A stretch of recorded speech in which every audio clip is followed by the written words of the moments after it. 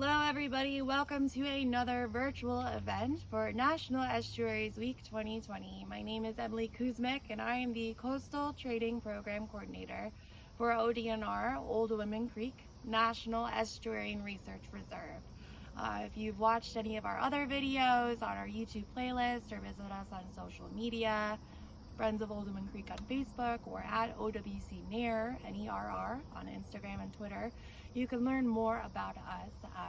But we are presenting our citizen science monitoring program as a part of National Estuaries Week.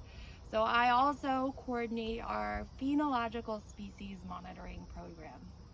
So phenology is the study of cyclical climate events in terms of seasonal changes and observing the differences in presence and activity of keystone and indicator species. So basically wildlife species that are either keystone to or indicative of ecological functioning here at Old Women Creek. So we are up here at our estuary in the Great Lakes region up on Lake Erie in northern Ohio, and we are going to go over our avian monitoring program right now. If you are interested in becoming an avian monitor, this protocol is suitable for beginner to advanced birders, so you do not have to be a classified birder to be able to do this. As long as you have an interest, it's pretty easy to pick up and learn. So we are out here at one of our 4 avian monitoring points throughout the reserve. This is obviously our estuary overlook.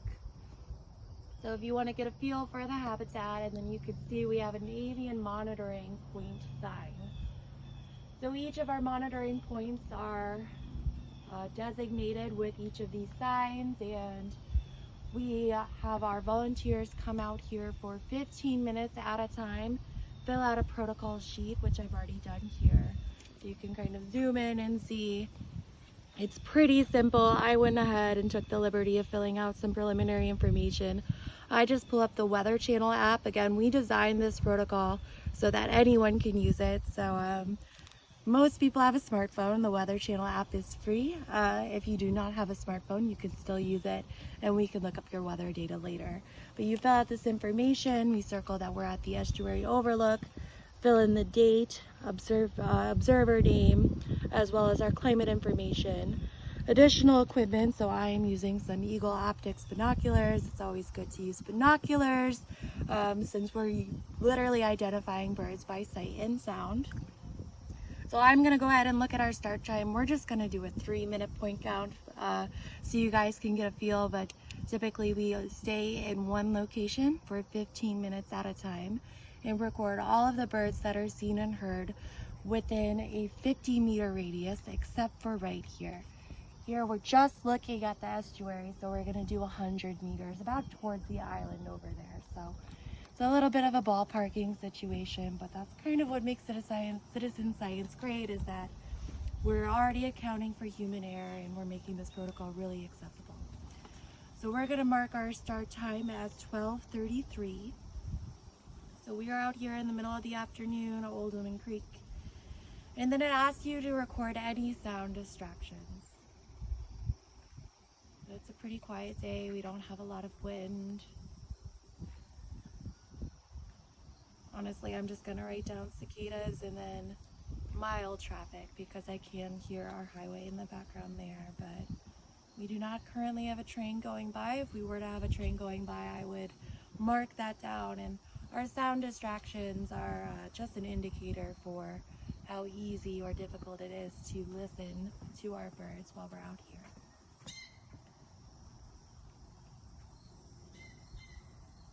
So right now, I can already hear a blue jay. So our time of that observation is 12:34. We'll go ahead and mark this down. Species code, it's the first 2 letters of the common name. So blue jay would be BLGA, right? Heard and seen, and I cannot see them, so I'm gonna just write H for heard. Number of birds, I just heard the 1.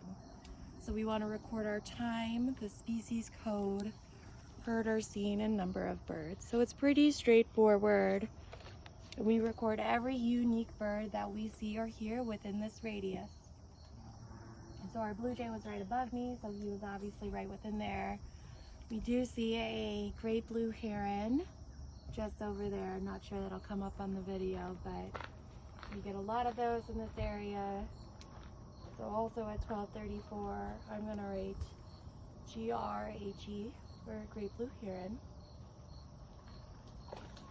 Or I'm sorry, GRBH, because when we have two words, we'll use the first two letters of those first two words.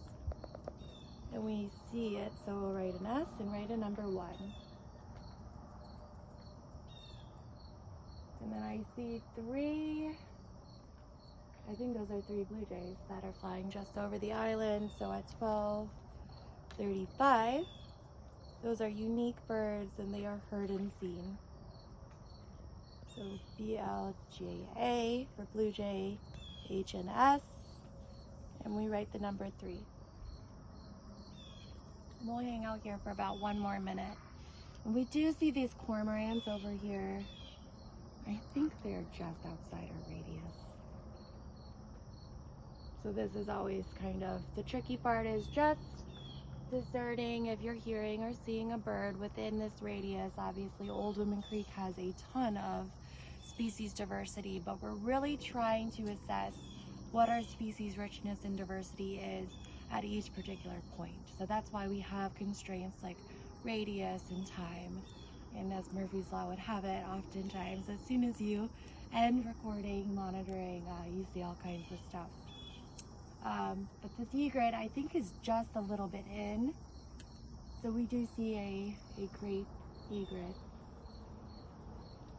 So we're gonna say at 12:36, we see our great egret, or GREG. And we have that same blue jay again, and this is important. We're not gonna double count. So we're gonna use our best judgment to record only unique birds that we see and hear throughout this time period. So we marked down the egret, we did not mark down the blue jay again. Again, if you stay out here longer, you're gonna see all different kinds of birds, but if you like to come out and hike, this is a great opportunity to kind of contribute and do your part and, you know, contribute to actual scientific research. There's tons of reputable sources that show citizen science is a very sound form of science.